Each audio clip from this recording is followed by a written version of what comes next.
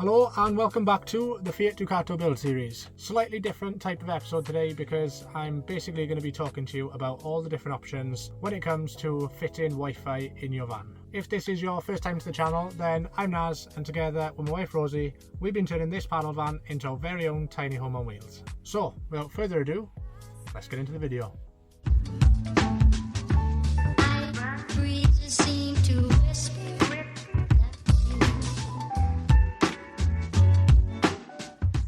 When it comes to connectivity in your camper van, there are basically three options you can choose from.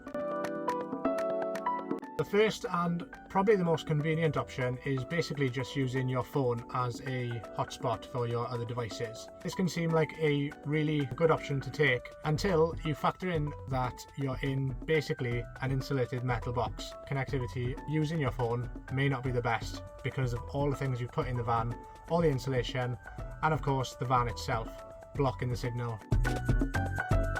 The second option to getting Wi-Fi on the road can kind of be linked to the first. You use your phone for a hotspot when you're inside the van, but you also rely on public Wi-Fi's and campsite Wi-Fi's to get you through when your phone may not be the best option. But you leave yourself at risk on public Wi-Fi's when it comes to your personal information. Unless you have some kind of VPN, you're at risk, and in the best of times, public Wi-Fi isn't always great. Public Wi-Fi is also not a great option if you're a kind of person that likes to do a lot of wild camping in these remote areas. The third option on the list is definitely going to be better for you. So the third option on the list, definitely the most popular and certainly the one we went for, is installing a portable Wi-Fi device inside your camper van. Now, portable Wi-Fi devices, often known as MiFi boxes, motorhome Wi-Fi, they come in all different shapes and sizes, and you can get units which would suit any budget. Having a dedicated Wi-Fi system built into your camper van connected to your electric system can be a great option for visiting remote areas, and certainly when you don't want to be tied to a campsite or using any of the other options I've already mentioned. With portable Wi-Fi devices, they tend to have much larger antennas, and their sole purpose is to provide you with a Wi-Fi connection. So it hasn't got all the other things to contend with like your phone does when it comes to providing you that service. The only issue with portable Wi-Fi devices is the same as using your phone.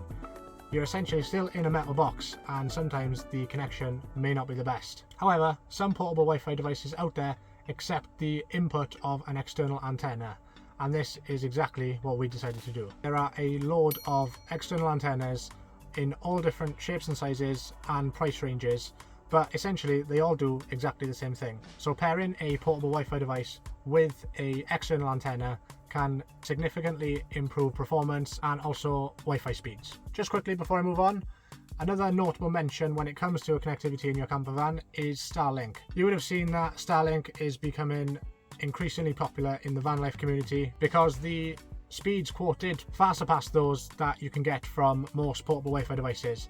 However, it does come at a significant cost upfront, and also you've got to find a way to mount it on your van.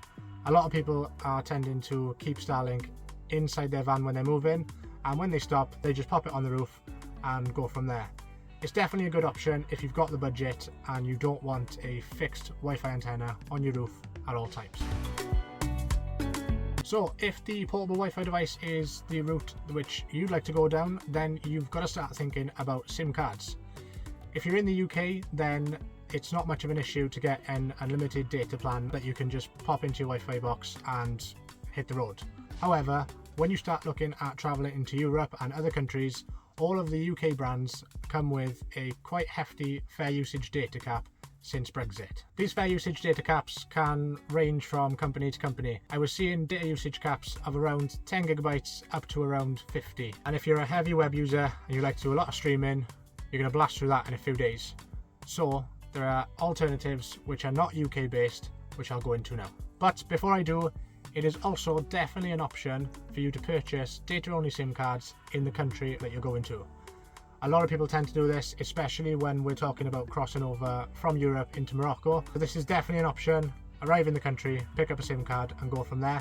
However, the only issue with that is every time you cross the border into a new country, you've then got to source a new SIM card, which is a little bit inconvenient. That leads me nicely onto a brand which ticked all of the boxes for us, with unlimited data plans, no contracts, and can be used in almost any country in the world. So the SIM-only data plan that we decided to go for was from a brand called ConnectPls. ConnectPls are a brand who offer a lot when it comes to connectivity on the road, and they pride themselves in being a company that caters to the backpacking lifestyle and digital nomads who just need connectivity whilst travelling. For full transparency, we were actually sent a data-only SIM which we could put in our Wi-Fi system by ConnectPls to test out on a European road trip, which we're currently on at the moment. And after 10 days on the road, I can honestly say without hesitation, we are so happy with the service they offer. So like I said, we've been on the road for 10 days, travelling through France and into northern Spain, and we haven't dropped our connection once. Not only are we being connected all the time, but the Wi-Fi speeds we've been getting every time we do a test have been blowing us away and are very comparative to what we would get in the house on our home Wi-Fi. Using ConnectPls' SIM card, we've been able to use streaming services, connect with friends and family, and also edit these videos to get them out to you. As a brand, ConnectPls also offer portable Wi-Fi boxes. They've got a whole host of plans at different price ranges. We really can't recommend ConnectPls enough. So if you're doing a European van life trip like we are, if you work on the road, or if you're just going on holiday and you need a way to keep connected, then we definitely recommend checking them out. I'm going to leave a link down in the description to their website where you can look at all the plans and choose one which is best for you. We are so grateful to be working with ConnectPls on this European adventure, especially because we're only starting out as YouTube content creators. So thank you very much, ConnectPls. And now let's get into exactly how we installed our Wi-Fi system in our campervan. So, likely the part of the video that you've all been waiting for, these are the things that we went for when it comes to connectivity in our campervan. Firstly, for the portable Wi-Fi device, we went for the Netgear Nighthawk M1. Currently in the UK, it's priced between £250 and £300, so it's definitely not the cheapest, but it's been absolutely perfect for everything we've needed it for. Paired with our router, we've got an external antenna. It's the Pointing Mimo Pack 2, which we purchased on Amazon, and at the time of recording, it's currently just over £50. The only other thing you need to connect these two devices together is some SMA to TS9 adapters. So we just picked up some TS9 adapters on Amazon, and currently the ones we've got are on Amazon for just under £8. So if you watched last week's video, you would have seen our overheads have been built. Throughout the entire van build process, it was always our intention to put our Wi-Fi box and the antenna input into the very corner of our overhead storage. All we did was drill a hole through the roof, through our insulation and through our cladding to the inside of the van, install the antenna with the supplied fixings, and then mounted it into place from the underneath with a screw cap. And it's been really solid and watertight, and we've had no issues with it since. From there, it was just a case of tidying up the cables, finding a way to install the Nighthawk M1 into our overhead storage, and connect the SMA side of the adapters to the Wi-Fi antenna and the TS9 adapters into the bottom of our Wi-Fi box. All that was left to do was install our SIM card from ConnectPls, and we were ready to go on a European trip and be connected the entire time. So after looking endlessly online for solutions for Wi-Fi in a van, we settled on these components to make our system what it is.